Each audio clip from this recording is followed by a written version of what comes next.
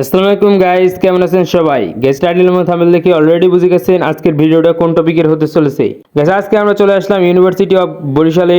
University of বরিশালে এসেই দেখতে পেলাম আমাদের চারিদিকে কিন্তু বড় বড় একটা রুম রয়েছে এবং রুমের পাশাপাশি এখানে কিন্তু রয়েছে বিভিন্ন ধরনের কিন্তু এসির বিভিন্ন ধরনের মেশিন এবং সামনে কিন্তু আমরা দেখতে পাচ্ছি ইউনিভার্সিটি অফ বরিশালের দুইটা বিশাল বিশাল ভবন এবং ভবনগুলো কিন্তু দেখতে দারুণ লাগছে এবং সামনে কিন্তু বিভিন্ন ধরনের গাছপালা রয়েছে এবং সামনে কিন্তু মাঠও রয়েছে এবং আমরা এখানে দেখতে পেলাম যে সামনে কিন্তু ডিপার্টমেন্ট অফ ফাইসিওলজি, এখানে কিন্তু ইউনিভার্সিটি অফ বরিশালের ডিপার্টমেন্ট অফ ফাইসিওলজি নামে একটা ভবন আছে এবং আমরা সরাসরি আপনাদেরকে যদি একটু রুমের ভিতর দেখাই তাহলে কিন্তু আপনারা আরও বুঝতে পারবেন যে এই যে ইউনিভার্সিটি অফ ফাইসিওলজি এর বিভিন্ন কক্ষ, এই ফার্স্ট কক্ষ, এবার এই ফার্স্ট কক্ষর সামনে আমরা দাঁড়িয়েছি এবং দাঁড়িয়ে দেখলাম এখানে একটা বড় অক্ষরে লেখা আছে এবং এখানে কিন্তু রোল নাম্বার, সিরিয়াল নাম্বার সব কিছুই দেওয়া আছে, অর্থাৎ আমাদের যে অ্যাডমিশনের পরীক্ষাটা সেটা কিন্তু এখানে হয়েছিল।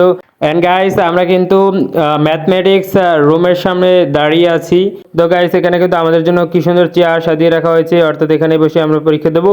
অ্যান্ড গাইস, আমরা কিন্তু এখানে দেখতেছিলাম যে আমার রোলটা কোন সাইডে, তো দেখতে পেলাম এবং আমি নিশ্চিত হয়ে গেলাম। তো গাইস, আমরা একটু আপনাদের সামনে গিয়ে দেখাবো এবং আপনারা আমরা কিন্তু এবার বরাবর চলে এসেছি বরিশালের সেই বড় একটি হাইওয়ে রাস্তা এবং রাস্তার দিয়ে আমরা কিন্তু ভ্রমণের পাশাপাশি আমাদের এন্টারটেনমেন্টের আনন্দের বিষয়টা আমরা উপভোগ করতে করতে বাইক নিয়ে চলে যেতে আসি সেই আমাদের বরিশালের সেই একটি বিখ্যাত নদী যার কথা না বললেই নয়। অ্যান্ড গাইস, আমরা কিন্তু প্রায় নদীর কাছাকাছি চলে এসেছি এবং আমরা কিন্তু আমাদের বাইক নিয়ে কিন্তু এখন কীর্তনখোলা নদীর উপরের ব্রিজটার উপর, অর্থাৎ দপদপে ব্রিজের উপর সরাসরি উঠে পড়লাম এবং উঠে পড়ে দেখলাম চারদিকে শুধু লালের সমারোহ। অ্যান্ড গাইস, আমাদের কিন্তু পিছনে একটা কালো জিপ গাড়িটা, ওটা কিন্তু আমাদেরকে ফলো করেছে।